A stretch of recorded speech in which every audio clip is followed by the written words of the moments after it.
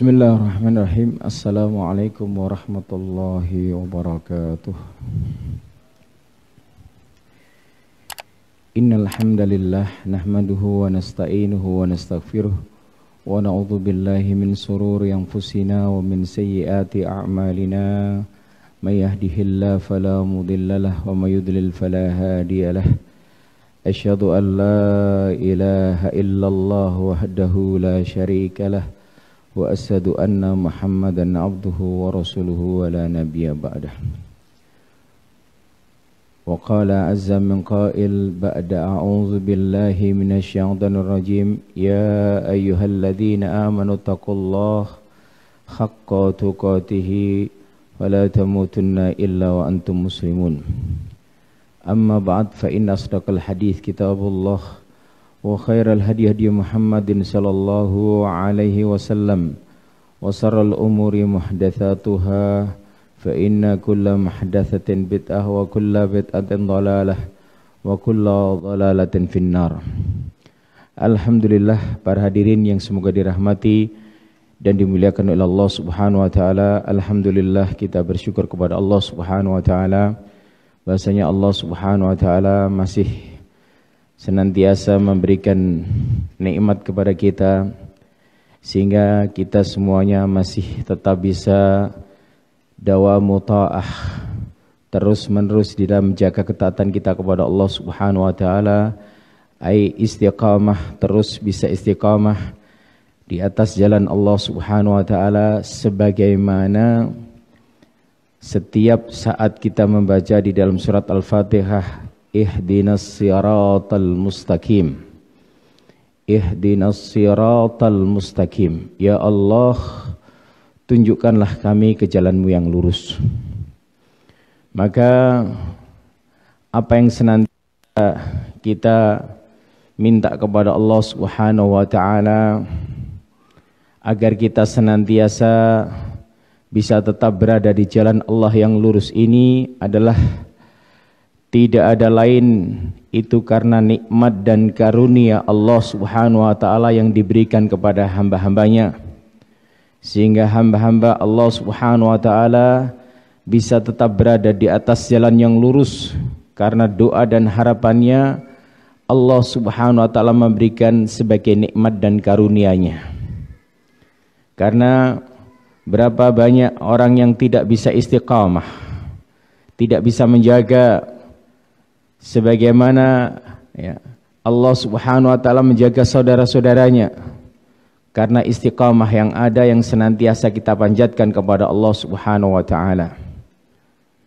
Sehingga sebagaimana sabda Rasulullah sallallahu alaihi wasallam di dalam surat Al-An'am ayat 153, wa anna hadza sirati mustaqima fattabi'uhu wa la tattabi'us subul fatafarraqa bikum an sabilihi. Dan sesungguhnya inilah jalanku yang lurus. Wa anna hadza sirati mustaqim fattabi'uhu, maka ikutilah jalanku yang lurus itu. Jalan yang lurus yang senantiasa kita berdoa kepada Allah Subhanahu wa taala agar kita senantiasa berada di atas jalan Allah Subhanahu wa taala adalah perkara yang Allah Subhanahu wa taala perintahkan kepada kita agar kita tetap berada di atas jalannya. Doa, harapan dan panjatan kita kepada Allah setiap kita membaca surat Al-Fatihah, ihdinas siratal mustaqim siratal ladzina an'amta alaihim ghairil maghdubi alaihim waladdallin. Ya Allah, tunjukkanlah kami ke jalanmu yang lurus ya Allah, jalannya orang-orang yang telah Engkau berikan nikmat atas mereka. Orang berada di atas jalan yang lurus, di atas hidayatus siratal mustaqim adalah nikmat yang sangat besar yang Allah Subhanahu wa taala berikan kepadanya, kepada hamba-hamba Allah. Maka terus-menerus senantiasa di dalam salat kita, kita senantiasa memohon dan meminta kepada Allah Subhanahu wa taala agar Allah bisa menjaga kita tetap berada di atas jalan yang lurus sehingga bisa istiqamah terus menerus di atas jalan Allah yang lurus sebagaimana mustaqim adalah jalan yang kita lalui di dalam istiqamah tersebut.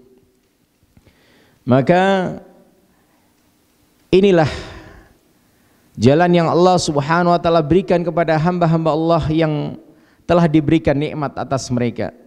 Ghairil maghdubi alaihim waladdallin. Bukan jalannya orang-orang yang Engkau murkai ya Allah, yaitu dari kalangan orang-orang Yahudi, ay waladdallin, dan bukan jalannya orang-orang Nasara, orang-orang Nasrani.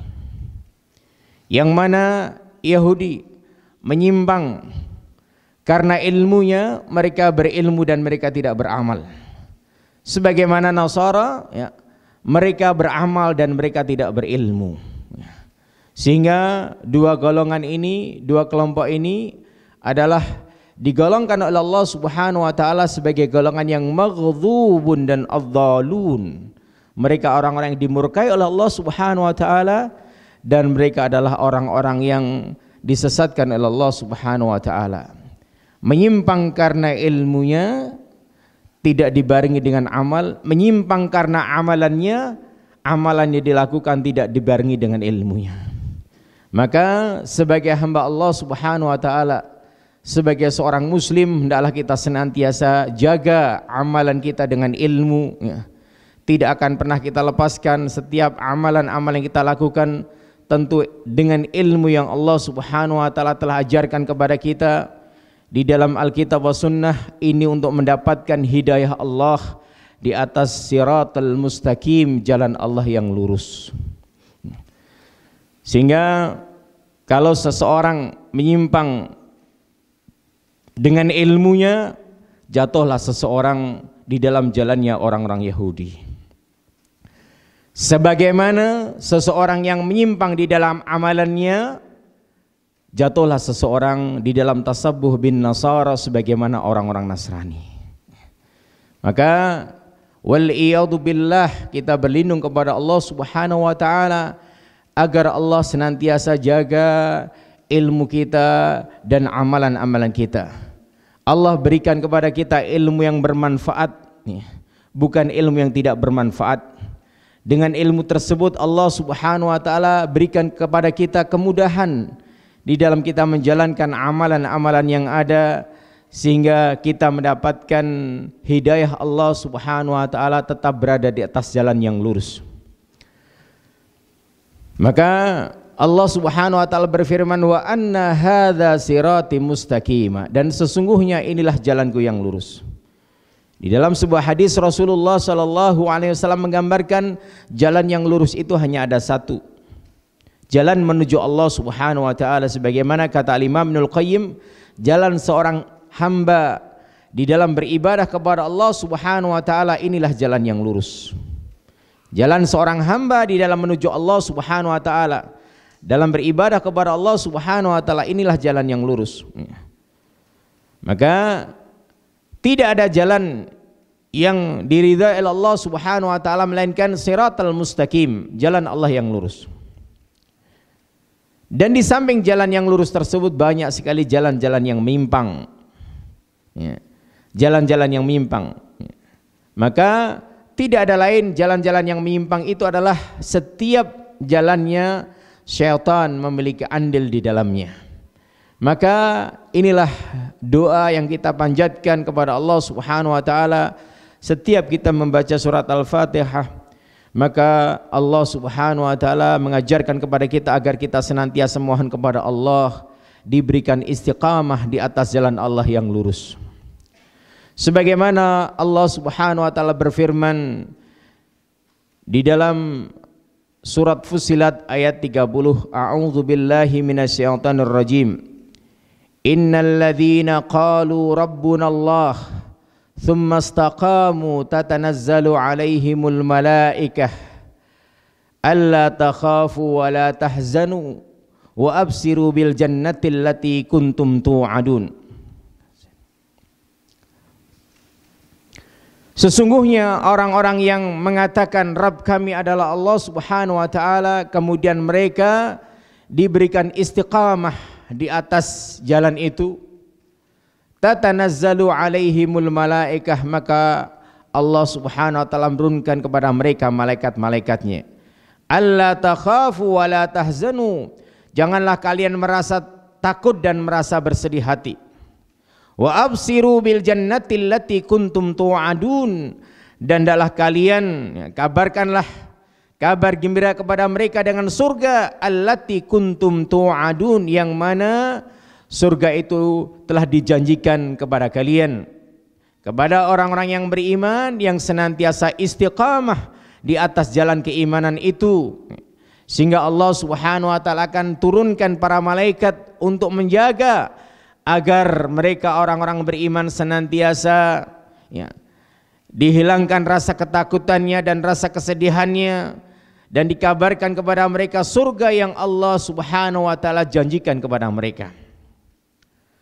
Maka di dalam ayat ini disebutkan tsumastaqamu, kemudian hendaklah mereka istiqamah di atas jalan tersebut. Ruwiya an Abi Bakar As-Siddiq radhiyallahu taala anhu, bahasanya yang dimaksud dengan istiqamah di dalam ayat ini humul ladzina la yusyrikun billahi syai'ah. Mereka orang-orang yang istiqamah di atas jalan keimanan yang telah mereka ucapkan adalah mereka orang-orang yang tidak melakukan kesyirikan kepada Allah Subhanahu wa taala, tidak menyekutukan Allah Subhanahu wa taala dengan sesuatu apapun, tidak menyekutukan Allah Subhanahu wa taala dengan sesuatu apapun. Sebagaimana diriwayatkan waruwiya an Ibnu Abbas radhiyallahu taala anhu annahu qala istaqamu ala adai faraidihi. Mereka istiqamah di atas menjalankan kewajiban-kewajiban Allah Subhanahu wa taala. Mereka istiqamah di atas jalan kewajiban Allah Subhanahu wa taala, menjalankan, menjaganya. Inilah yang dimaksud dengan istiqamah ketika mereka mengatakan keimanan kepada Allah Subhanahu wa taala. Wa an Abil Aliyah radhiyallahu rahimahullah taala thumma akhlasu lahu din wal amal.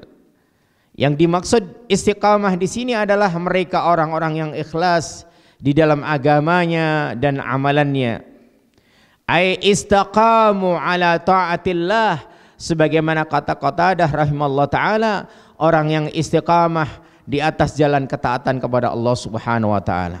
Maka istiqamah ini adalah seseorang senantiasa bisa menjaga dawamu ta'ah, terus menerus menjaga ketaatannya kepada Allah Subhanahu wa taala, baik di dalam ketauhidannya, di dalam keimanannya, di dalam menjalankan kewajiban-kewajiban syariat agamanya.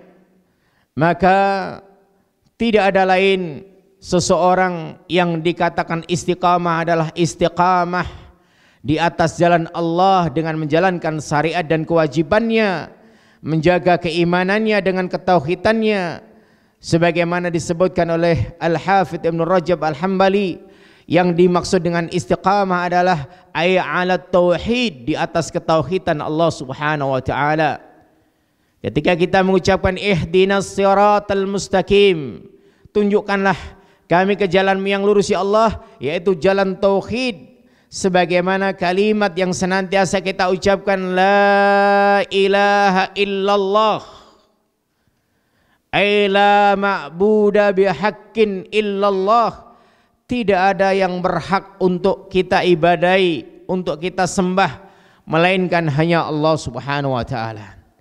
Inilah ketauhidan, inilah istiqamah yang harus kita miliki ketika seseorang itu hanya mengantungkan dirinya kepada Allah, tidak kepada yang lainnya.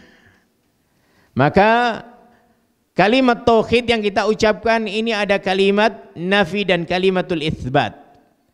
Kalimatun nafi, kalimat yang menafikan la ilaha, menafikan semua Tuhan. Apakah ada Tuhan yang disembah selain Allah? Ada.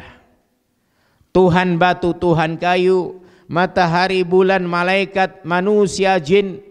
Tuhan-Tuhan yang disembah oleh manusia. Akan tetapi hakikat Tuhan yang mereka sembah ini adalah bukan Tuhan. Karena apa? Karena mereka adalah makhluk. karena mereka adalah makhluk. Maka kata Al-Hafidz Ibnu Hajar, kata Al-Hafidz Ibnu Katsir rahimahullah taala, ya, bahasanya Tuhan yang berhak untuk disembah adalah Tuhan yang menciptakan segala sesuatu yang ada ini. Al-khaliqu li hadhil asya mustahiqqun lil ibadah. Dengan kalimat ini adalah kalimat yang menafikan semua Tuhan yang disembah. Ketika seseorang mengucapkan kalimat la ilaha, kita mengucapkan kalimat ini adalah penafian semua bentuk Tuhan yang disembah oleh manusia. Ya. Menafikan, meniadakan, menolak Tuhan yang namanya apa saja yang disembah oleh manusia. Sehingga tidaklah berhak untuk dijadikan Tuhan dan sesembahan. Illallah mustahiqqun lil ibadah. Maka hanya Allah satu-satunya Tuhan yang berhak untuk diibadahi dan disembah, tidak ada yang lain. Maka ketika kita mengucapkan kalimat ini, maka hendaklah kita fahami dalam ucapan kita. Kita berharap semoga salah satu di antara ucapan tauhid kita ini adalah kalimat yang nanti akan memberatkan timbangan besok di hari kiamat. Karena kalimat ini adalah kalimat yang akan menjadi miftahul jannah, kunci daripada surga. Ya. Kalimat yang akan menghantarkan seseorang ke dalam surganya Allah Subhanahu wa taala. Bahkan disebutkan di dalam sebuah hadis, walam ya'malu qad, orang yang mengucapkan kalimat ini belum memiliki amalan sama sekali, akan tetapi dia menjadi ahlul jannah. Sebagaimana kisahnya seorang sahabat ketika mengucapkan amantu billah, kemudian mengucapkan kalimat la ilaha illallah, belum memiliki amalan apapun kecuali kalimat ini, kemudian dia berperang di jalan Allah dan dia gugur sebagai syahid, sebagai syuhada. Maka inilah seorang sahabat yang masuk ke dalam jannah. Bahkan disebutkan di dalam sebuah riwayat, masuk ke dalam surga walam ya'malu qad, dan dia tidak memiliki amalan sama sekali. Tergambar oleh benak kita ada manusia hidup yang tidak memiliki amalan sama sekali, melainkan hanya kalimat la ilaha illallah. Sebagaimana disebutkan sahibul bitaqah atau sahibus sijillat dalam sebuah hadis, besok pada hari kiamat ada seseorang yang memiliki lembaran-lembaran kartu amalan, karena amalan itu besok akan ditimbang. Dan akidah Ahlussunnah wal Jamaah, mizan itu memiliki kafatan, memiliki dua sisi, ya. Satu sisi untuk menimbang amal kebaikan, satu sisi untuk menimbang amalan keburukan. Setiap amalan kita dicatat oleh Allah Subhanahu wa taala, besar atau kecilnya, nampak atau tidaknya. Kalau sekarang ada teknologi CCTV, ya, yang mungkin mata ikan bisa berbolak-balik 180 derajat mengawasi semuanya, ya, maka sekarang kita berpikir betul, ternyata pengawasan Allah, ya, melalui malaikatnya Raqib dan Atid mencatat setiap amalan itu sesuatu yang nyata. Kalau ilmu manusia yang terbatas saja ternyata sudah menemukan teknologi yang bisa mengawasi semua gerak-gerik kita dalam satu tempat, maka bagaimana Allah Subhanahu wa taala bisa mengawasi kita dalam seluruh keadaan kita dalam hidup ini. Sehingga setiap kita memiliki lembaran catatan amalan. Dan disebutkan besok pada hari kiamat ada seseorang yang menghadap Allah Subhanahu wa taala dan Allah mengeluarkan lembaran-lembaran catatan amalannya. Disebutkan oleh Abdullah bin Abbas, satu lembaran catatan amalan itu apabila dibentangkan sepanjang mata memandang. Bukan satu lembar kertas seperti kertas kita catatannya, akan tetapi satu lembar amalannya dibentangkan sepanjang mata memandang. Lembaran itulah lembaran catatan amalan seseorang besok pada hari kiamat. Dan orang yang dihisab Allah dengan catatan amalan-amalannya ini memiliki 99 kartu, dan semuanya berisi tentang kesalahan, dosa dan kemaksiatan. Tidak ada satu titik pun atau tulisan pun kebaikan yang pernah dilakukannya. 99 kartu semuanya berisi tentang catatan kesalahan, dosanya. Udhi'a fi kaffatin, diletakkan di salah satu timbangan. Kemudian orang ini ditanya oleh Allah Subhanahu wa taala, apakah dia memiliki amalan yang lain atau kebaikan, kama qala Rasulullah SAW. maka orang ini mengatakan tidak memiliki apa-apa. Akan tetapi itulah hari pengadilan. Pengadilan yang tidak ada kezaliman di dalamnya dan pengadilan yang tidak menerima suap di dalamnya. Tidak sebagaimana pengadilan di dunia. Yang benar bisa salah, yang salah bisa benar, ya. Yang benar bisa masuk penjara, ya. Yang salah bisa bebas dari penjara. Inilah keadaan sandiwara dan panggungnya dunia ini. Akan tetapi besok di pengadilannya Allah, seseorang semuanya tidak akan pernah bergeser kaki-kaki mereka sebelum mereka menghadapi hisab di hadapan Allah Subhanahu wa taala. Ya. Maka apa? Maka ketika Allah Subhanahu wa taala mengeluarkan 99 catatan amalan yang semua berisi tentang dosa dan kemaksiatannya, maka Allah letakkan pada satu timbangan. Dan satu sisi tidak ada sama sekali catatan amalannya. Kemudian apa? Karena itu adalah pengadilan yang adil, yang tidak ada kezaliman di dalamnya. Ternyata orang ini masih punya satu bitaqah, satu catatan. Satu lembaran catatan amalan. Dibentangkan dan tidak ada tertulis apapun kecuali kalimat la ilaha illallah. Wudhi'a fi kaffatin, maka Allah meletakkan pada timbangan yang lain, pada sisi yang lain. Maka malat bihina la ilaha illallah, maka terangkat 99 kartu yang berisi tentang dosa, kesalahan dan kemaksiatan tersebut dengan satu kartu yang berisi kalimat tauhid, kalimat la ilaha illallah. Inilah keutamaan dan keagungan kalimat tauhid yang luar biasa, yang semoga ucapan kita di dalam kalimat tauhid, kalau tidak seluruhnya, ada sebagiannya atau satu saja yang bisa menghantarkan seseorang masuk surganya Allah Subhanahu wa taala. Pernahkah kita berpikir mengucapkan kalimat tauhid itu dengan lisan kita yang benar, dengan hati kita yang meyakini, dan amalan kita yang menjalankan konsekuensi dan tanggung jawab di dalam kalimat tersebut? Mengucapkan kalimat la ilaha illallah, ay la ma'buda bihaqqin illallah, tidak ada yang berhak Tuhan yang disembah dengan sebenarnya melainkan hanya Allah Subhanahu wa taala. Maka kita bergantung, kita berdoa, kita minta pertolongan, perlindungan, bernadzar, berkorban, salat, sujud, ruku, haji, umrah, seluruh amalan ibadah kita hanya untuk Allah Subhanahu wa taala. Ketika kita sudah mengucapkan kalimat ini, tidak akan lagi mencari Tuhan-Tuhan selain Allah. Kenapa? Karena tahu maknanya. Sehingga Abi Talib, bapaknya Ali bin Abi Talib paman Rasulullah SAW, di saat nazaknya sakaratil maut, Rasulullah menuntun, ya ammi qul la ilaha illallah kalimatun uhaju biha indallah yaumal qiyamah. Rasulullah meminta kepada pamannya, wahai pamanku, ucapkan kalimat la ilaha illallah. Pamannya yang menjaganya, yang mengasuhnya, yang melindunginya, ya.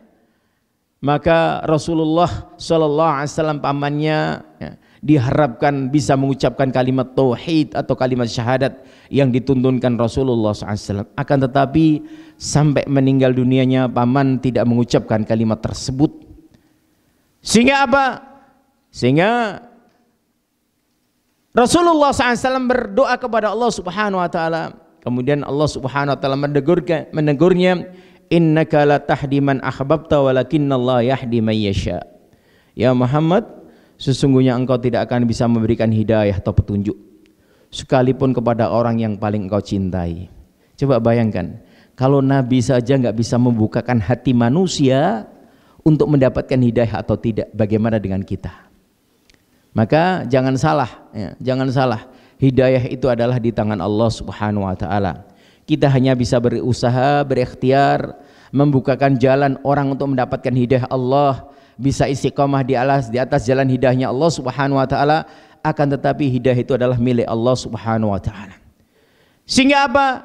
Sehingga salah satu syafaat di antara syafaat Rasulullah kepada umatnya adalah syafaat Rasulullah untuk pamannya Abi Talib. Ya. Sebagaimana kata Rasulullah SAW, syafaati li ahlil kabair min ummati. Syafaatku itu besok untuk para pelaku-pelaku dosa besar dari kalangan umatku. Ya, kasih sayangnya Rasulullah kepada umatnya luar biasa.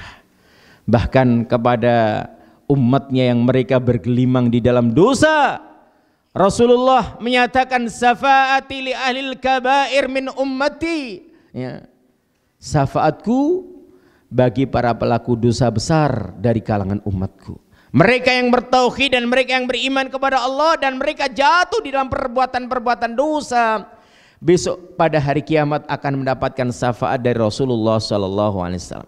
Sebagaimana Rasulullah SAW minta izin kepada Allah untuk memberikan syafaat kepada pamannya, paman yang meninggal dalam keadaan kafir atau musyrik, akan tetapi pamannya ini mendapatkan syafaat dari Allah Subhanahu wa taala dengan diringankan siksaan di dalam neraka dan tidak akan dikeluarkan dari neraka, khalidina fiha abada, kekal selama-lamanya di dalam neraka.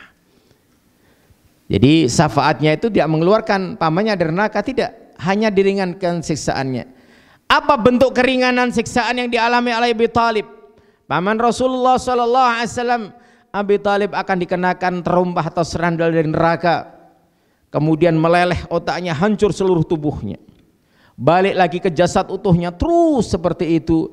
Itulah siksaan yang ringan atas syafaat Rasulullah SAW dengan izin Allah Subhanahu wa taala kepada pamannya, hanya meringankan siksaan, tidak membebaskan siksaannya dari api neraka. Maka inilah kalimat tauhid yang merupakan jalan di dalam istiqomah kita menuju jalan Allah Subhanahu wa taala. Sebagaimana makna istiqamah adalah mentauhidkan Allah Subhanahu wa taala di atas jalannya, sehingga bagaimana kita untuk tetap berusaha dengan ketauhidan dan keimanan yang kita miliki, karena inilah jalan yang akan menuju surganya Allah Subhanahu wa taala. Kemudian suatu saat Rasulullah SAW mengajarkan kepada Ali bin Abi Thalib radhiyallahu taala anhu, qala Rasulullah SAW, qul Allahumma hadini wa saddidni, sebagaimana hadis yang diriwayatkan oleh Imam Muslim. Rasulullah SAW mengatakan kepada Ali bin Abi Thalib, qul, katakanlah ya Ali bin Abi Thalib, Allahumma hadini wa saddidni, ya Allah berikanlah hidayah kepadaku dan berikanlah tetap istiqamah di atas jalan Allah Subhanahu wa taala. Jadi inilah ya, sebagaimana pelajaran yang diajarkan Rasulullah sallallahu alaihi wasallam kepada menantunya sekaligus anak pamannya, yaitu Ali bin Abi Thalib radhiyallahu taala anhu, agar senantiasa berdoa kepada Allah untuk senantiasa Allah memberikan hidayah kepadanya dan tetap diberikan istiqamah di atas jalan hidayah tersebut. Salillahi ta'ala wassadat wadhkur bil huda hidayataqat tariq wasaddid bis sadadi sahm. Kata Rasulullah SAW, mohonlah kamu kepada Allah Subhanahu wa taala senantiasa meminta hidayah dan istiqamah di atas jalan Allah Subhanahu wa taala, dan berdoalah kepada Allah senantiasa menyebut dengan hidayah dan petunjuknya, karena kamu akan mendapatkan petunjuk di atas jalan Allah Subhanahu wa taala. Hidayah kat tariq wadhkur bis sadat tasdiq tasdid as-sahmi, dan mohonlah kepada Allah agar kamu tetap bisa istiqamah di atas jalan yang Allah tetapkan, yaitu siratal mustaqim, jalan Allah yang lurus.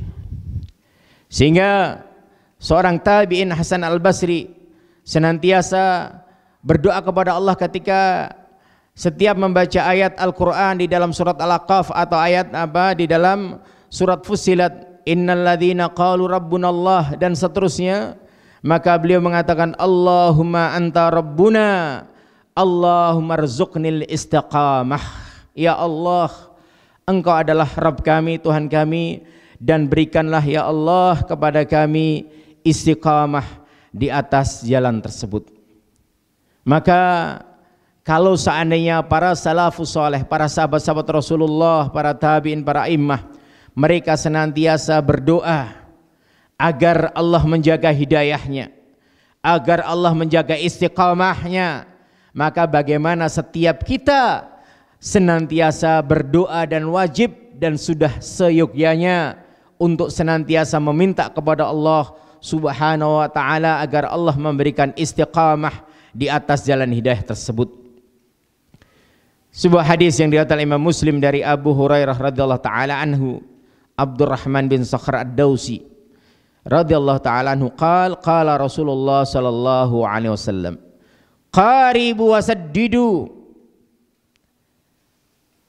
dekatkanlah dan tetaplah kamu di atas jalannya Allah Subhanahu wa ta'ala.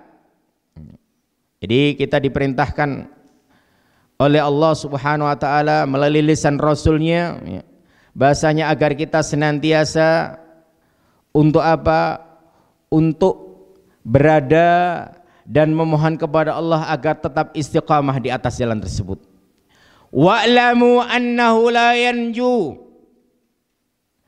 dan ketahuilah bahwasanya tidak ada seorang pun, la yanju ahadun alaikum minkum, ay ahadun minkum bi'amalihi, dan ketahuilah sesungguhnya tidak ada seseorang yang akan bisa selamat dari azab Allah, selamat dari neraka Allah Subhanahu wa ta'ala dengan amalan-amalannya.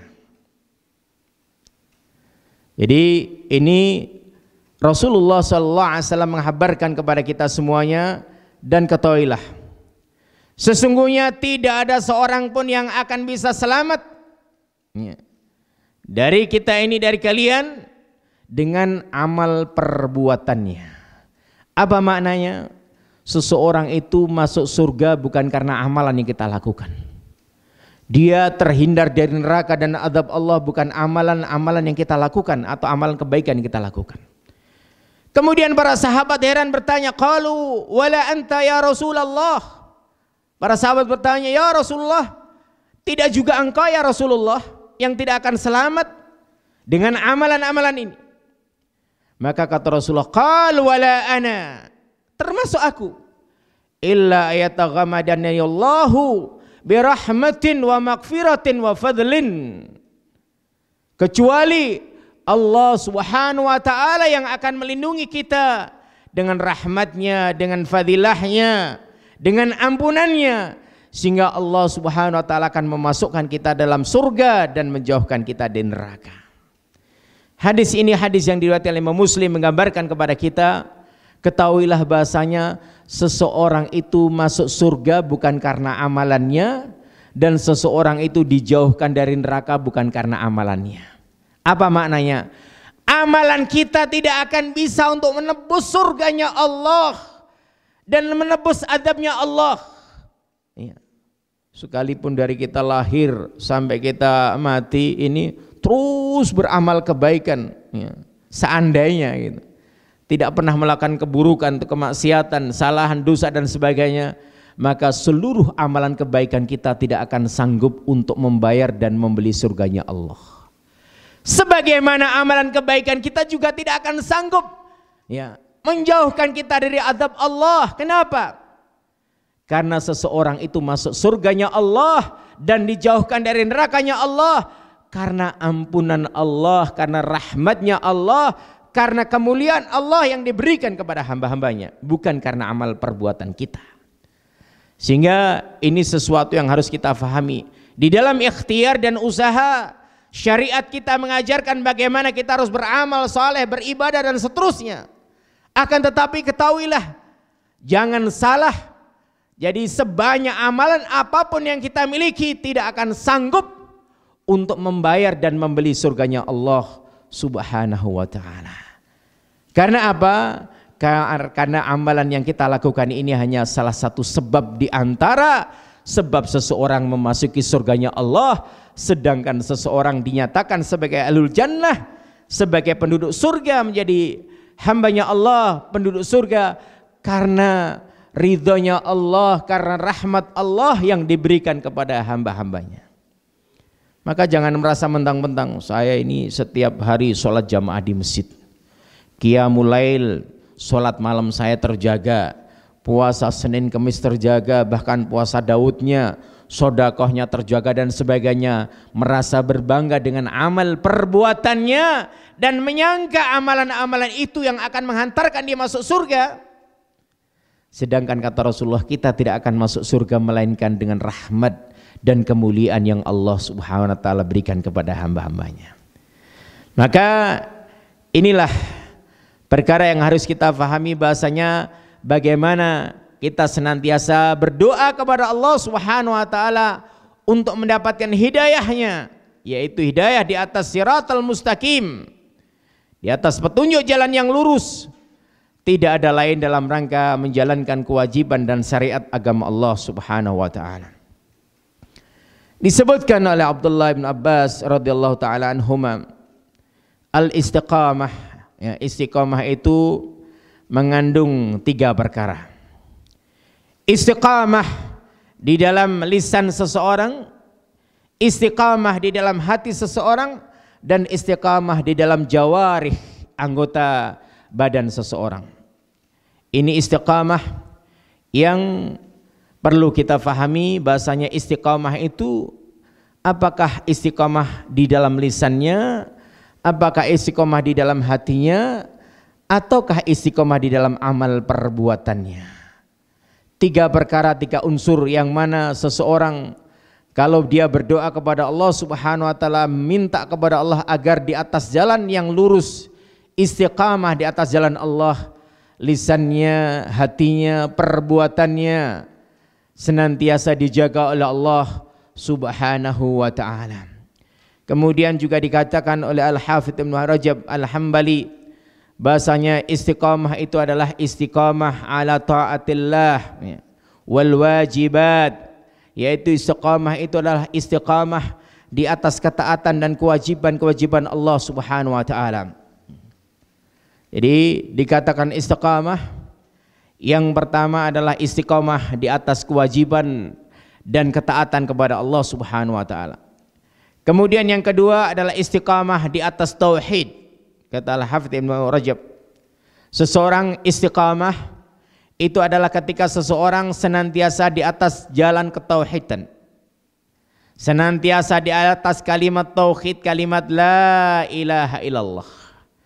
Kemudian yang ketiga, seseorang dikatakan istiqamah adalah istiqamah di atas keikhlasan di dalam amal perbuatannya.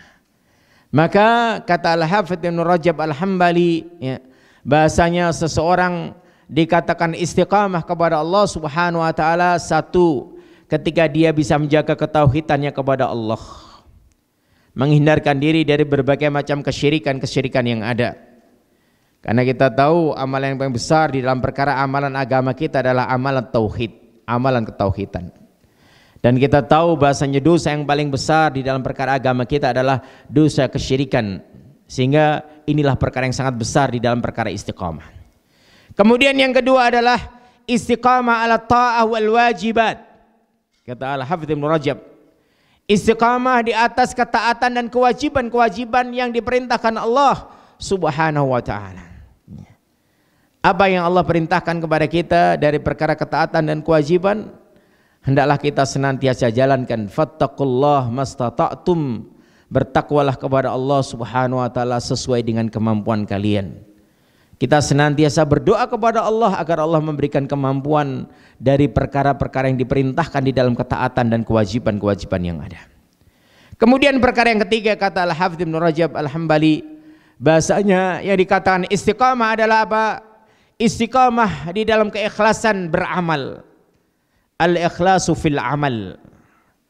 Bagaimana kita senantiasa untuk belajar dan mentarbiyah diri kita agar kita senantiasa berbuat itu ikhlas karena Allah Subhanahu wa taala. Apalah artinya amalan yang kita lakukan kalau seandainya amalan itu adalah amalan yang tidak ikhlas? Maka kita sudah hafal dan tahu bahasanya surut qabulul amal, syarat diterimanya amalan itu ada 2. 1, ikhlas lillahi ta'ala, amalan itu dilakukan karena mencari ridha Allah ta'ala. Yang kedua, muwafiqatun li sunnah, sesuai dengan tuntunan Rasulullah sallallahu alaihi wasallam. Man amila amalan laisa alaihi amruna fahuwa raddun. barang siapa melakukan satu amalan ya, yang mana amalan itu adalah amalan yang tidak aku contohkan, kata Rasulullah SAW, maka amalan itu adalah amalan yang akan terputus atau tertolak ya. Sehingga dalam setiap amalan yang kita lakukan, maka tentu amalan itu adalah amalan yang sesuai dengan tuntunan dan syariatnya Rasulullah SAW sebagaimana yang dijabarkan di dalam kitab-kitabnya para ulama. Karena terkadang seseorang, saya nggak mendapatkan dalilnya ini, tapi kok di dalam kitab ini disebutkan ya amalan ini dan sebagainya. Jangan-jangan memang belum sampai kepada kita. Jangan-jangan belum sampainya kepada kita. Satu contoh saja. Ya, khutbah ya 2 kali khutbah salat Id, Idul Adha dan Idul Fitri. Ya. Jadi dikisahkan kepada kita Syekhuna Abdul Hasan menyebutkan bahasanya ya terlalu banyak perkataan para salaf yang menyebutkan ya dan berpendapat bahasanya ya, khutbah Id itu adalah khutbahnya 2 kali. Ya. Ya, jadi ada duduk di antara 2 khutbah. Ya. Dan ya didapatkan aqwalus salaf ya, tapi sangat susah untuk mendapatkan apa dalil mereka. Tasbih itu sudah turun temurun di dalam kitab-kitab yang didapatkan. Coba bayangkan bagaimana. Sehingga jangan sampai ketika kita memahami satu perkara di dalam amalan soleh atau amalan ibadah yang dilakukan seseorang, didapatkan tuntunannya berdasarkan akwalnya para imam, bahkan itu mu'tabar masyhur di kalangan mereka. Jangan gampang-gampang tergesa-gesa kita untuk menyalahkan karena tidak ada dalil, tidak ditahu dalilnya. Jangan-jangan dalilnya belum sampai kepada kita atau kita tidak mengetahuinya. Sedangkan itu ada diketahui oleh mereka dan mereka mendapatkan dengan gamblang dan jelas seperti gamblangnya matahari di siang bolong. Sedangkan kita mendapatkan itu dalam keadaan gelap gulita, kita nggak tahu. Ya. Maka hendaklah kita tahu tentang kedudukan diri kita ketika kita pengen beramal ya. Amalan itu diterima, satu ikhlas lillahi ta'ala, dan amalan yang kedua adalah syaratnya sesuai dengan tuntunan Rasulullah SAW ya. Rasulullah menuntunkan sebuah amalan dijabarkan oleh para sahabat oleh tabi'in oleh para imam dan seterusnya ya. Sampai kita mendapatkan puluhan, ratusan, ribuan kitab para ulama yang mereka tulis di dalam amal-amal yang ada ya, berbagai macam amalan-amalan yang ada dan sebagainya. Maka adalah kita fahami bahasanya itu menjadi wacana ilmiah yang harus kita fahami dan kita amalkan karena sebagaimana dituntunkan oleh Rasulullah SAW. Sehingga inilah perkara yang mana perlu kita ketahui bahasanya seseorang istiqamah itu adalah ketika seseorang senantiasa bisa menjaga ketauhidannya, bisa menjaga amal taat dan kewajibannya, dan dia senantiasa berusaha untuk ikhlas di dalam amal perbuatan yang dia lakukan. Keikhlasan ini sesuatu yang perlu terus berlatih dan bukan perkara yang ringan. Jadi hendaklah kita senantiasa ya mengaca diri kita, muhasabah tentang amalan perbuatan kita. Tidak usah banyak ya menyalahkan temannya, mengoreksi yang lain dan sebagainya, sedangkan banyak hal yang perlu kita koreksi dan kita muhasabah tentang diri kita. Kalau dengan saudara-saudara kita kasih udur sebanyak-banyaknya. Kenapa dia hari ini nggak sholat ke masjid? Oh dia memang malas dia. Masya Allah. Jangan langsung gampang menuduh dia karena malasnya. Jangan-jangan dia punya udur yang dia adalah udur syar'i yang kita nggak tahu. Kenapa dia sekarang nggak datang ke pengajian? Nggak pernah muncul dia. Wah dia sudah menyimpang. Wal iyadu billah. Jangan-jangan kita yang salah. Ternyata dia sedang dirundung dengan kesedihannya, dengan ekonomi yang jatuh dan sebagainya terpuruk. Dia harus terpontang-panting menghidupi keluarganya, anak yang banyak dan seterusnya. Sedangkan apa? Kita tidak pernah bertanya bagaimana keadaan rumah tanggamu, bagaimana anak istrimu, bagaimana pekerjaanmu. Ketemu salam-salam, kalam-kalam saat di pengajian saja. Tidak pernah kita silaturahmi ziarah di antara kita, bertanya satu dengan yang lainnya, saling menyelesaikan masalah kita di antara yang lainnya dan seterusnya. Sehingga ketika kita dapatkan khalal, kekurangan di antara saudara kita, hendaklah kita kasih udur sebanyak-banyaknya karena banyak hal yang kita tidak tahu. Jangan berbangga dengan amalan kita. Jangan-jangan menyebabkan amalan kita tertolak karena tidak ada keikhlasan di dalamnya. Kasih udur saudara-saudara kita. Oh mungkin dia melakukan begini-begini ternyata karena baktinya dia kepada orang tua. Dia disibukkan dengan pekerjaan karena dia harus menghidupi rumah tangganya yang begitu banyak anaknya ya. Sehingga ada di antara saudara yang begitu kecukupan dan sebagainya, tidak pernah melirik tetangganya. Maka kata Rasulullah apa? Hidup bertetangga itu ya adalah seperti hidup bersaudara. Ya, hampir-hampir saja warisan itu akan jatuh kepada tetangga. Karena begitu besarnya hak dan kewajiban kita kepada tetangga kita. Coba bayangkan. Ya. Sehingga apa kata Rasulullah SAW? La yadkhulul jannah ya, malam ya'man jarahu bawa'iqahu.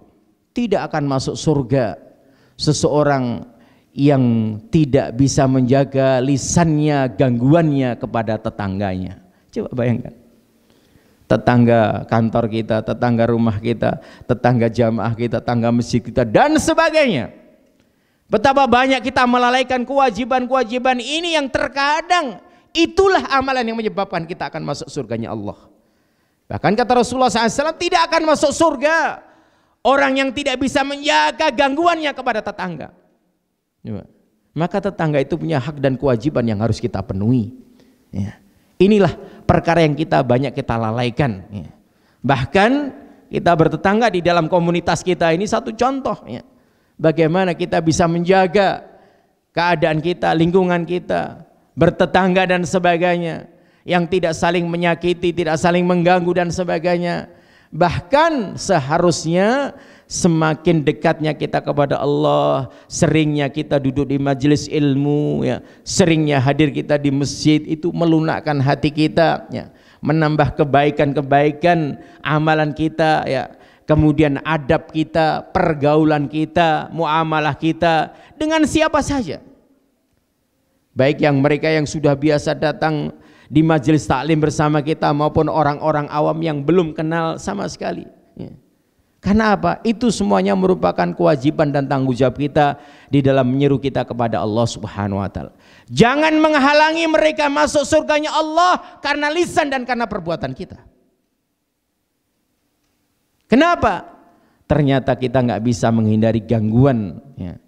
Dengan lisan dan perbuatan kita mengganggu mereka sehingga mereka lari dari jalan Allah, lari dari masjid, lari dari ngaji, ya.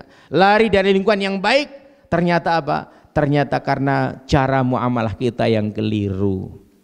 Maka duduklah kita ini diposisikan sebagaimana kita ini, kata Ali bin Abi Thalib atau para salaf yang lain menyatakan ad-da'wah ala qadrin uqulin nas. Dakwah itu sesuai dengan keadaan dan tahapan tingkatan manusianya. Kalau yang dihadapi mahasiswa dengan bahasanya mahasiswa, kalau yang dihadapi pengusaha dengan bahasanya pengusaha, kalau yang dihadapi orang tua dengan bahasanya orang tua, bukan dengan bahasanya anak-anak. Ya. Kalau dengan anak-anak bahasanya anak-anak, bukan bahasanya orang tua. Coba kita tahu diri kita, ya. Bahasanya apa? Dakwah itu akan sampai kepada orang lain ketika disampaikan dengan cara-cara yang benar, karena itu kebenaran yang disampaikan. Terkadang kebenaran tidak sampai karena apa? Dilakukan dengan cara-cara yang tidak benar. Maka inilah perkara yang menjadikan bagaimana seseorang itu bisa istiqamah di atas amalan yang ikhlas karena Allah Subhanahu wa taala. Siapapun berhak mendapatkan simpatik yang kita lakukan dari amalan-amalan kita. Jangan membuat orang lari. Basiru wala tunaffiru.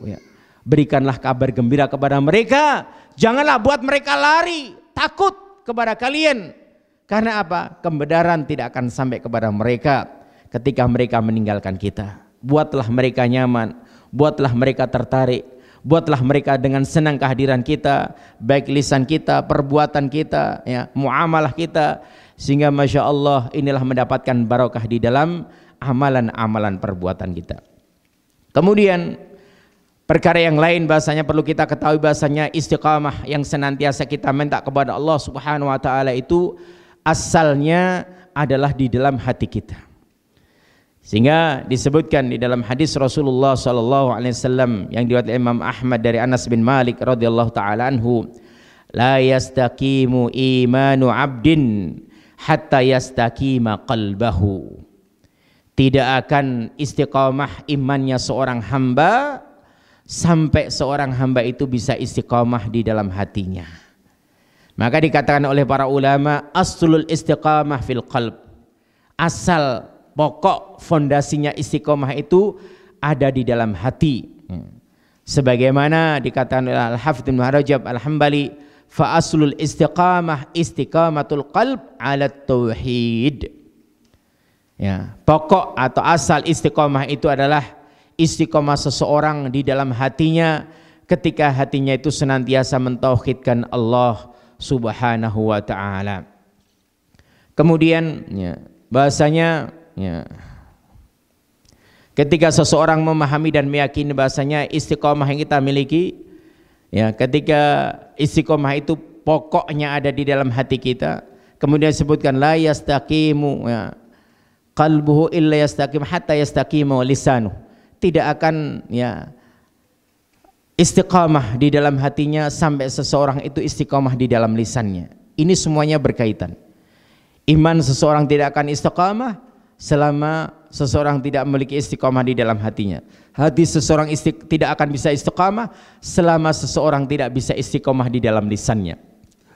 Maka kata Rasulullah SAW, inna fil jasadi mudghah, idza salahat salaha jasadu kulluh, wa idza fasadat fasada jasada kulluh. Sesungguhnya di dalam diri kita ini ada segumpal darah, yang mana segumpal darah itu apabila dia baik, maka baik seluruh badan kita, baik seluruh amalan kita. Dan apabila segumpal darah itu adalah jelek, maka jelek seluruh amalan kita, rusak seluruh amalan kita. Apa itu? Wahyal qalb, dan itulah yang dinamakan dengan hati. Maka asal di dalam istiqomah yang kita miliki ini adalah ketika seseorang bagaimana bisa menjaga hatinya. Walaupun amalan hati itu adalah amalan yang tidak nampak. Amalan hati itu apa? Amalan khasyah, ya. Amalan takutnya kepada Allah, amalan inabah, ya. Tawakul, bertawakal, ini semua amalan-amalan di dalam hati kita. Ya, sehingga sering kita ini ya menghukumi seseorang bukan dengan zahirnya tapi dengan hatinya. Ini kesalahan yang sangat fatal. Ya. Jadi menghukumi seseorang itu adalah ahkam bidzawahir, dengan keadaan luarnya. Bukan biwabawatin, bukan di dalam hatinya. Wah, dia itu begini. Kenapa kamu tahu? Ya paling dia itu begini, sudah masuk ke dalam hati seseorang. Ya.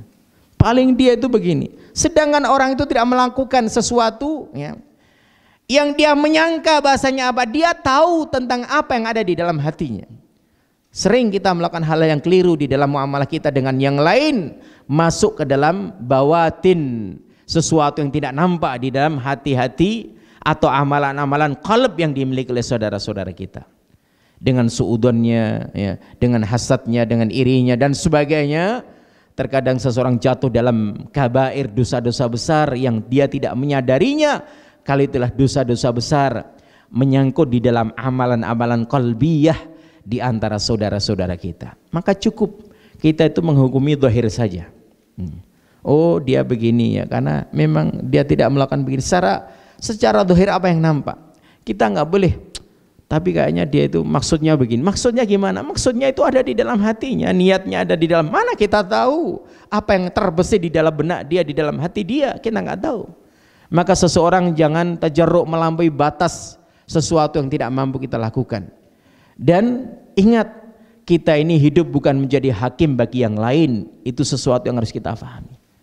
Bukan untuk menghukumi yang lain, itu sesuatu yang harus kita pahami. Hidup kita ini untuk menjaga diri kita. Ilmu yang kita dapatkan terlebih dulu untuk kita, bukan untuk orang lain. Untuk kita, keluarga kita, istri anak-anak kita, lingkungan kita, saudara kita dan seterusnya. Ya.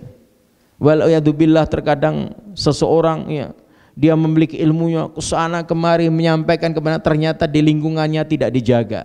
Anak, istrinya, saudaranya dibiarkan ya, begitu saja, sedangkan dia sudah kesana kemari untuk mengajak orang dalam kebaikan. Ini adalah sesuatu yang keliru.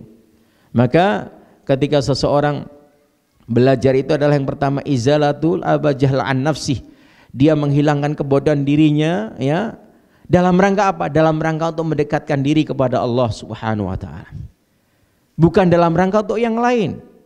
Saya sudah semakin pinter ya. Maka bagaimana saya akan mencari kesalahan-kesalahan saudara-saudara saya.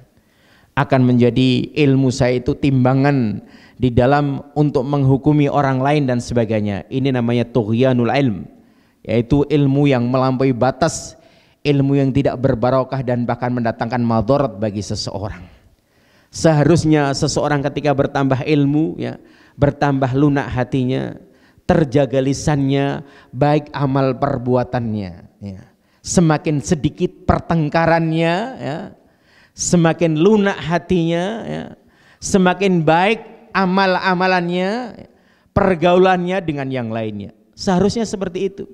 Kalau seandainya sebaliknya, berarti ada sesuatu yang salah di dalam proses perjalanan hidup kita. Semakin lama ngaji, semakin banyaknya datang di majelis ilmu, semakin tajam lisannya dan pedas lisannya, semakin keras hatinya, semakin jelek amal perbuatannya. Itu dulu kan teman baik, sekarang kenapa? Wala salam wala kalam, tidak ada salam, tidak ada kalam. Ya, karena dia merasa paling benar dan paling tahu, sedangkan yang lain salah. Kenapa dulu lisannya terjaga, sekarang kalau ngomong satu dua pasti menyakiti dan menyinggung yang lain. Masya Allah.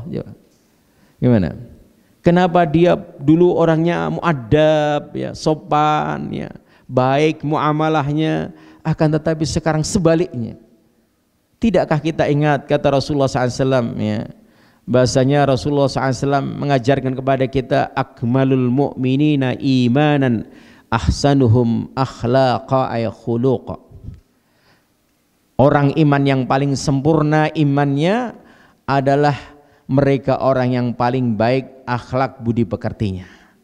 Bahkan kata Rasulullah SAW, aqrabu mini majlisan yaumal qiyamah, orang yang paling dekat dengan aku kedudukannya besok pada hari kiamat, yaitu di surganya Allah. Siapa mereka? Ahsanuhum khuluqa, orang yang paling baik akhlaknya. Coba. Ternyata kebaikan budi pekerti, kebaikan akhlak, kebaikan muamalah itu menunjukkan keimanan yang ada pada diri kita. Kalau seandainya dia beriman, aktif datang di masjid, ngaji, taklim, setiap saat kesempatan dia nampak. Tapi semakin jelek perbuatannya, pergaulannya, ya, semakin keras hatinya, tajam lisannya dan sebagainya, ini pertanda bahasanya tanda-tanda ilmu itu menjadi madarat baginya, bukan ilmu bermanfaat bagi dirinya. Karena apa? Aqrabu minni majlisan, kata Rasulullah, orang yang akan duduk berdampingan dengan aku besok majelisnya di hari kiamat, fil jannah, di surganya Allah. Siapa mereka? Ahsanuhum ahlaqa, orang yang paling baik akhlaknya. Sehingga di dalam hadis yang sahih disebutkan, innama bu'istu liutammima salihul a'mal ay makarimul akhlak. Sesungguhnya kata Rasulullah SAW, aku ini diutus untuk menyempurnakan budi pekerti atau menyempurnakan akhlak yang mulia yang baik. Sehingga perkara muamalah, pergaulan, tata cara di dalam muamalah kita hendaklah kita perbaiki. Terkadang, ya, terkadang sesuatu yang dulunya sebelum ngaji, Masya Allah, dia baktinya kepada orang tua luar biasa. Sesudah ngaji sebaliknya, wala bakti, ihtiram kepada orang tua nggak ada, baktinya hilang. Dulu sebelum ngaji baiknya dengan sanak saudara, dengan temannya luar biasa. Sesudah ngaji sebaliknya, ya, tidak lagi kenal, tidak lagi bisa berbuat baik dengan saudara dan teman-temannya. Ini berarti ada sesuatu yang keliru di dalam proses pembelajaran kita. Maka kita harus kembali kepada Allah dan bertaubat kepada Allah Subhanahu wa ta'ala. Kemudian hendaklah kita tahu bahasanya, ya, sebagaimana tadi, sehingga apa? Sehingga hati ini memegang perkara yang paling pokok di dalam amalan istiqamah seseorang. Semua kendali diri kita itu bermuaranya di dalam hati kita. Masa istiqamah seseorang, dikatakan seorang istiqamah, baik di dalam ketauhidannya, di dalam kewajibannya, di dalam amalan ketaatannya, ya. Maka apa? Maka muaranya ada di dalam hatinya. Kalau hati kita benar, hati kita lurus, hati kita di atas tauhid, kata Al-Hafidz Ibnu Rajab, dan hati kita senantiasa ikhlas karena Allah Subhanahu wa ta'ala, maka muara istiqomah itu akan benar di dalam perilaku kita, lisan kita, karena kita memiliki hati yang benar di dalam istiqomah kepada Allah Subhanahu wa ta'ala. Kemudian dikatakan bahasanya Syekhul Islam menyebutkan, ya, qala Syekhul Islam Ibnu Taimiyah, a'dhamul karamah luzumul istiqamah. Ya. Orang-orang yang beriman ketika Allah memberikan, karena istiqamah itu adalah karunia dan nikmat yang Allah berikan kepada seseorang. Jadi bersyukurlah kita kepada Allah ketika Allah memudahkan langkah kita menuju majelis ta'lim. Saya sudah lama nggak ngaji, pengen ngaji, rindu duduk di majelis ta'lim. Bersyukur kepada Allah. Berarti apa? Allah bukakan hidayah di dalam hati kita. Saya rindu lama nggak sholat di masjid fulan, pengen berjamaah dengan jamaahnya, pengen sholat bersama mereka dan sebagainya. Allah mudahkan langkah kaki kita menuju masjid-masjidnya Allah. Ya. Saya rindu berkumpul dengan orang-orang yang saleh. Karena selama ini komunitas saya, pergaulan saya, lingkungan saya orang-orang yang tidak kenal agama, yang jauh dari agama. Bukan berarti mereka kita tinggalkan, tidak. Ya, kita bimbing mereka, kita ajak mereka ke dalam kebaikan. Akan tetapi untuk saya ini, saya merindukan lingkungannya seperti itu. Allah bukakan hati kita dan langkah kita berkumpul dengan orang-orang saleh. Ini semuanya adalah apa? Karunia yang Allah berikan, minah yang Allah berikan kepada orang-orang yang beriman. Sehingga kata Syekhul Islam Ibnu Taimiyah, a'dhamul karamah luzumul istiqamah. Karamah yang paling agung, yang paling besar dimiliki oleh orang-orang beriman, ketika orang beriman itu bisa menjaga istiqomahnya kepada Allah Subhanahu wa ta'ala. Ya. Jadi para wali-wali Allah, ya, karena sesungguhnya setiap orang beriman itu adalah wali-wali Allah Subhanahu wa ta'ala. Tingkat kewalian mereka berbeda satu dengan yang lainnya. Ya, bisa dibaca di dalam kitabnya Syekhul Islam Al-Farqu Baina Auliyaur Rahman wa Auliya Syaitan. Ya. Perbedaan antara wali-wali Allah dan wali-wali syaitan. Ya. Jadi wali-wali Allah itu siapa mereka? Mereka adalah orang yang beriman dan bertauhid. Ya. Yang mereka menjadi wali-wali Allah Subhanahu wa ta'ala. Dan wali-wali Allah itu memiliki karamah, kemuliaan yang Allah berikan kepada mereka.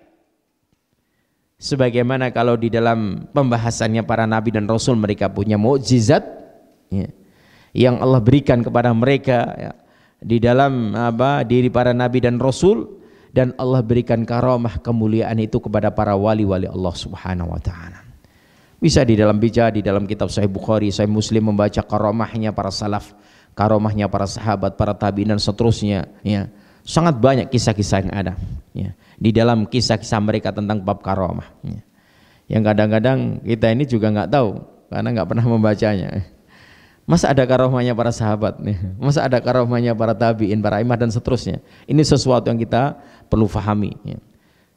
Kemudian apa kata Syekhul Islam Ibnu Taimiyah? Karamah yang dimiliki oleh para wali-wali Allah dari kalangan orang-orang beriman di sana bertingkat-tingkat. Dan a'dhamul karamah, dan karamah yang paling besar dan paling agung bagi orang beriman, luzumul istiqamah, ketika orang beriman itu bisa istiqamah di atas jalan Allah Subhanahu wa ta'ala. Ya. Bersyukurlah kepada Allah ketika orang itu dimudahkan untuk setiap saat datang di masjid. Bersyukurlah kepada Allah ketika setiap saat orang itu dimudahkan jalannya menuju majelis ilmu, berkumpul dengan orang-orang yang baik, orang-orang yang soleh. Kenapa? Itulah dia memiliki karamah yang paling agung yang Allah berikan kepadanya. Sebagaimana hal ini juga dikatakan oleh muridnya Syekhul Islam, yaitu Al-Imam Ibnul Qayyim Al-Jauziyah. Sebagaimana beliau mengatakan, Al-Imam Ibnul Qayyim, kun sahibul istiqamah la talibal karamah. Jadilah kamu orang-orang yang senantiasa memiliki istiqamah, bukan orang-orang yang mencari karamah.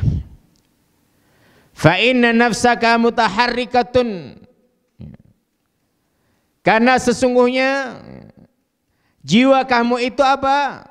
Jiwa kamu itu talabul karamah, senantiasa mencari karamah. Wa rabbuka yutalibu bil istiqamah, sedangkan Tuhanmu meminta kepada kamu agar kalian senantiasa istiqamah. Inilah perkataan Al-Imam Ibnu Qayyim dalam kitabnya Madarijus Salikin, yang menyebutkan bahasanya, jadilah kamu orang-orang yang senantiasa bisa istiqamah di atas jalan Allah, di atas syariat Allah, di atas agama Allah. dan bukan orang-orang yang mencari kemuliaan yang ada. Karena kemuliaan seseorang itu bermacam-macam, ya kan? Orang dikatakan mulia di dalam hidup ini ketika dia punya pangkat, punya jabatannya, ya, punya hartanya, punya ketenarannya. Di saat tenar dia dilulukan oleh banyak orang. Di saat jatuh dia akan diremehkan dan dihinakan dan seterusnya. Maka apa, jangan salah, kita mencari kemuliaan itu hanya kepada Allah, dan kemuliaan yang paling agung bagi orang-orang beriman ketika orang beriman itu bisa istiqamah. Maka a'zamul karamah hiyal istiqamah.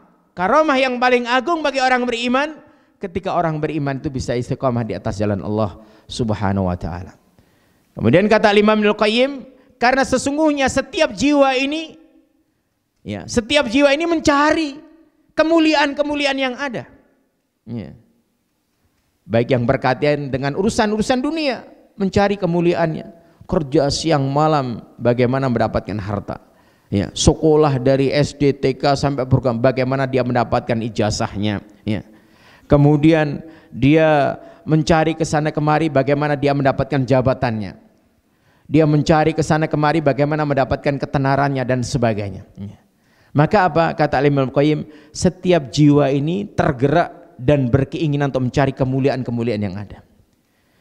Akan tetapi apa? Akan tetapi ketahuilah, wa rabbuka yutalibukal istiqamah, sedangkan Tuhanmu meminta kepada kamu bukan karomah yang ada pada dirimu, tidak, akan tetapi istiqamah yang ada pada dirimu itulah yang diminta oleh Allah Subhanahu wa taala.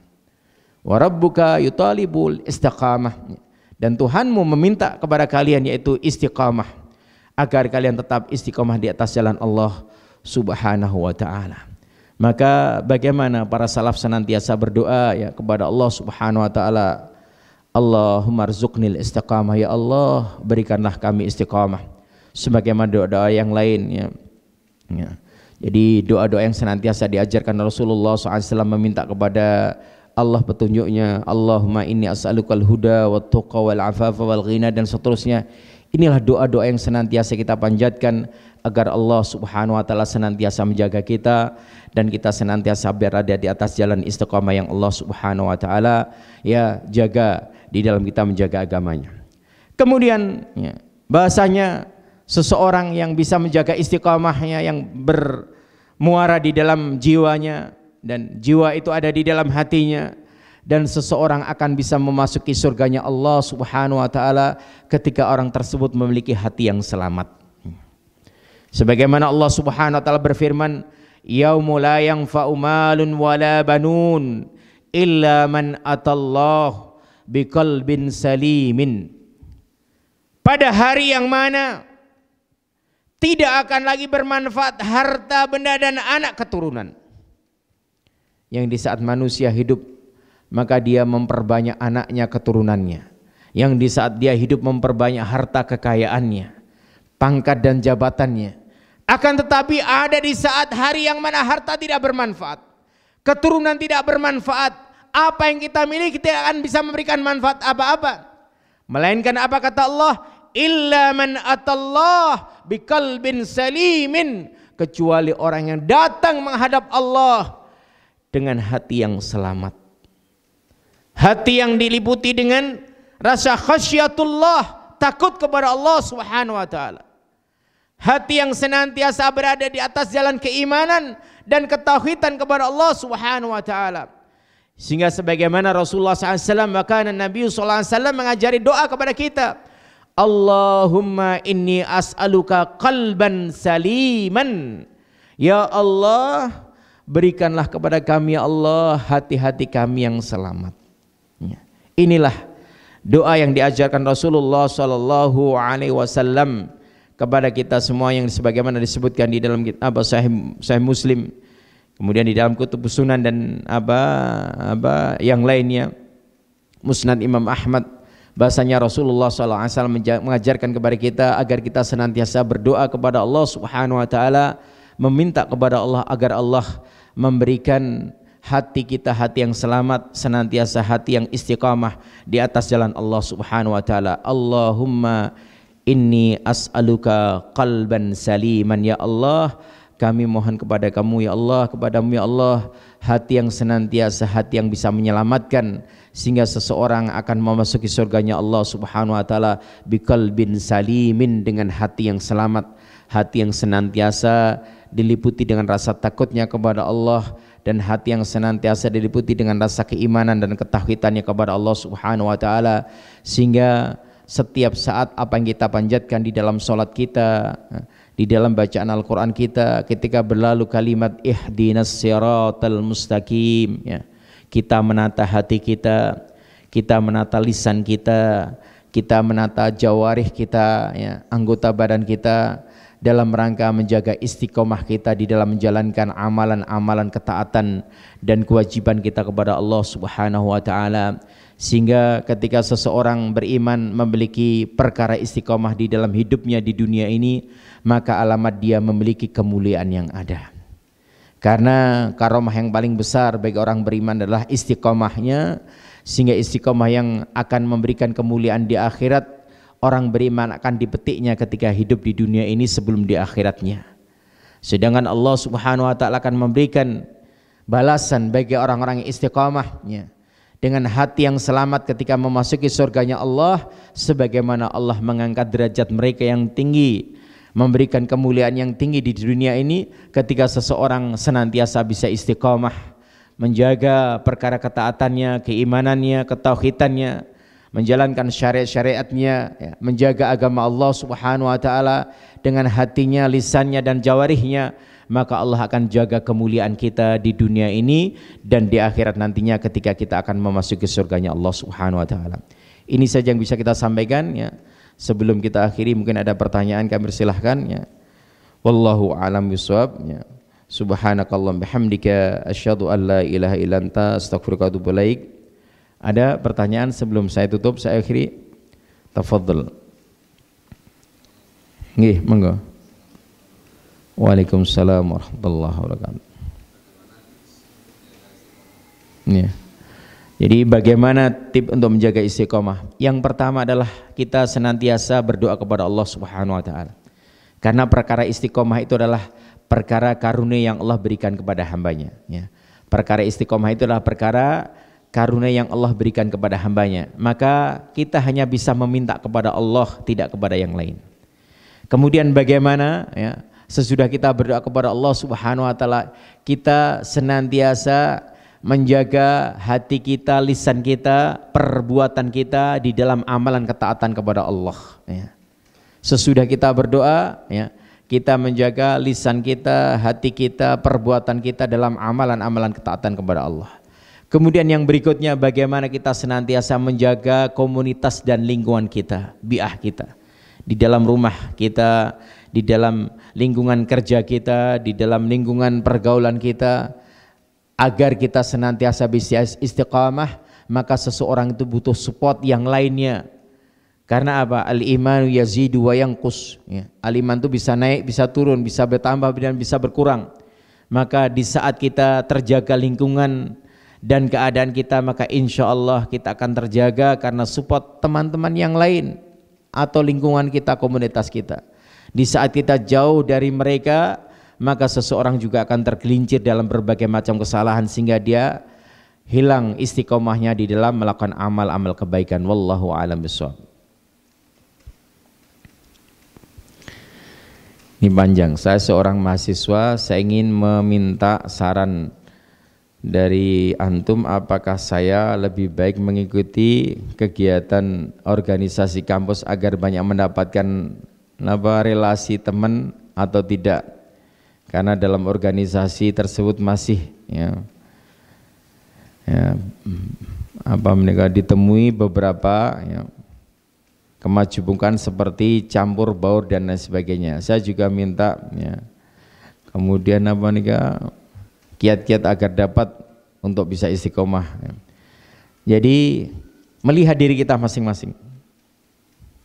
Ketika kita jadi mahasiswa, manfaat kalian aktif di kampus pun ada manfaatnya. Kalian tahu di UGM itu sudah berapa puluh tahun yang lalu ya. Jadi kalau dihitung sejak tahun 90 sampai sekarang ya, banyak mahasiswa di Gajah Mada yang aktif mereka di kampus dengan nilai yang luar biasa. Mereka menggerakkan masjid, mereka menggerakkan organisasi di badan eksekutifnya dan lain sebagainya ya. Kemudian di di fakultasnya dan seterusnya, dan mereka bisa membuat kebaikan-kebaikan di dalam dakwah yang ada di dalam kampus ya. Ya, sekalipun kita harus tahu bagaimana ya, kita perlu bahasanya memahami karena kemajemukan dari para mahasiswa yang berbagai macam ya, mereka tentu kita harus bisa memilahkan ya. Sehingga semaksimal mungkin yang bisa kita lakukan dari kebaikan yang ada kita lakukan ya. Kalau kita mengukur diri kita kayaknya saya nggak sanggup itu, ya sudah mundur. Kalau sanggup terus dijalankan, semampu yang kita jalankan saja ya. Kita ajak 1, 2 ya. Di dalam kampus ada masjid yang tidak dihidupkan, kita hidupkan. Di dalam kampus tidak ada kegiatan keagamaan yang tidak ada, kita hidupkan. Kita ajak teman kita, teman seorganisasi kita, seaktivitas dengan kita ajak bersama dan sebagainya. Setiap kita dimanapun kita berada ada peluang kebaikan yang bisa kita jalankan. Jangankan di kalangan mahasiswa ya, yang itu mungkin lebih baik dan lebih banyak mereka untuk berpikir secara kritis untuk bisa menerima apa yang kita sampaikan. Karena ya kadang-kadang mahasiswa terutama di mahasiswa umum ini logika mereka lebih mudah untuk bisa menerima kebenaran yang ada ya. Sebagaimana orang kerja, saya ini tempat pekerjaan saya itu juga campur baur Ustaz. Jadi manajer saya ini orang kafir ya, bawahan saya ini macam-macam sudah. Di mana saja kita berada, disitulah kita berusaha untuk membuat kebaikan-kebaikan yang ada ya. Karena kita hidup di kalangan manusia yang bermacam-macam yang heterogen ya. Bukan semuanya dalam kondisi yang sama, satu bentuk sehingga bentuk yang heterogen yang bermacam-macam ini hendaklah kita pandai-pandai di dalam ya, menata diri kita ya. Jadi kamu lari dari kampus ketemu di kampung sama ya. Kamu lari dari pekerjaan ketemu di pasar sama ya. Jadi di mana saja berada kita pasti akan ada orang yang bermacam. Jangankan di luar sana, di dalam yang nampaknya homogen ini pun heterogen ya enggak? Satu ada yang temperamental, satu ada yang baper ya, satu ada yang Masya Allah lembut hatinya, satu ada yang macam-macam sudah gitu. Jadi ini nampaknya homogen, itu pun heterogen ya. Dalam stylenya itu, apalagi heterogenitas apa yang ada di luar, baik dalam masalah agamanya ya, keawamannya, bahkan ada muslim, ada kafir dan sebagainya ya. Ini perkara-perkara yang harus menjadi amal ladang jariah kita, amal soleh kita di dalam kita berdakwah. Maka dimanapun kita berada, berusahalah kita semaksimal mungkin untuk membuat kebaikan yang ada ya. Jadi nggak usah lari dari kenyataan hidup kita ya. Jadi apa yang ada kita hadapi saja. Coba, saya nggak mau. Benar dulu awal-awal kita ngaji itu, teman-teman mahasiswa yang pulang dari daurah tahun 90-an lah itu. Ya. Contoh itu, musik haram itu, ikhtilat naik bis itu. Betul itu, dari Jogja sampai Bantul itu nggak mau naik bis, turun di jalan nama, bisnya ada musiknya, di dalamnya ada ikhtilat, campur baur laki perempuan. Ya wis, melaku mau Jakarta toko Sragen. Hasan Wabis. Coba bayangkan. Sehingga awal-awal itu Masya Allah ada teman-teman mahasiswa ikhtilat keluar semua dari kampus ya. Sesudah mereka balik ke rumah bentrok sama orang tuanya, suruh kerja lagi mereka, masuk pabrik campur baur lagi perempuan. Gimana coba? Stres kan? Maka berbuatlah sesuai dengan kemampuan kita ya. Beramalah kebaikan dimanapun kita berada ya. Fattaqullah mastata'tum ya. Beramalah ya, sesuai dengan apa yang sanggup kita lakukan ya. Tidak usah melampaui batas ya. Kalau kita nggak sanggup yang kita selehke kan, kan. Kalau kita sanggup kita usahakan semaksimal mungkin dan seterusnya. Itulah kebaikan-kebaikan yang harus kita jalankan. Apalagi kita hidup di kalangan manusia yang beraneka ragam ini, tentu kita akan mendapatkan berbagai macam pola kehidupan mereka yang bermacam-macam. Tentu itu membutuhkan tantangan dan solusi sendiri, bukan yang lainnya. Wallahu a'lam bishawab. Ada yang lain? Sampun cekap? Sampun? Jadi semoga ya, yang sedikit ini bermanfaat bagi saya pribadi dan bagi panjenengan semuanya ya. Semoga Allah Subhanahu wa taala ya, senantiasa memudahkan kepada kita semuanya ya. Kita untuk senantiasa bisa istiqamah di atas jalan agamanya Allah ya, dengan berbagai macam amalan ketaatan yang kita lakukan ya. Dan semoga semakin baik ya, semakin banyak ngajinya ya, lama ngajinya, semakin baik ya perbuatannya, muamalahnya, terjaga lisannya, tertata hatinya ya. Nggak usah masuk ke dalam hati-hati teman-teman kita atau orang lain, karena amalan batin itu nggak nampak, yang tahu adalah orang lain bukan kita. Dan kita hidup ini ya, Allah menciptakan kita adalah bagaimana agar kita selamat diri kita, bukan untuk menghukumi orang lain ya. Maka inilah perkara-perkara yang akan menyelamatkan kita ketika seseorang bisa istiqomah di atas jalan Allah Subhanahu wa taala ya. Maka tidak ada lain dengan kita senantiasa menjaga komunitas kita, lingkungan kita ya. Kemudian jangan lalaikan ya, sesibuk apapun hadirkan kita di masjidnya Allah. Sesibuk apapun kuliahnya atau sesibuk apapun pekerjaannya yang harus menghidupi rumah tangganya, aktivitasnya, jangan sampai lalai kita dengan majelis ilmu. Karena apa? Itulah lingkungan dan komunitas yang akan bisa membuat kita istiqomah di atas jalannya Allah Subhanahu wa taala. Di samping kita senantiasa berdoa kepada Allah, kita punya ikhtiar dan punya usaha dengan senantiasa menjaga dan berkumpul dengan orang-orang soleh di dalam masjid-masjid Allah, di dalam masjid-majelis ilmu. Insya Allah ini semuanya akan bisa menghantarkan kita mendapatkan kemuliaan di dunia dan di akhirat. Wallahu a'lam bishawab. Subhanakallahumma bihamdika asyhadu an la ilaha illa anta astaghfiruka wa atubu ilaik. Wassalamualaikum warahmatullahi wabarakatuh.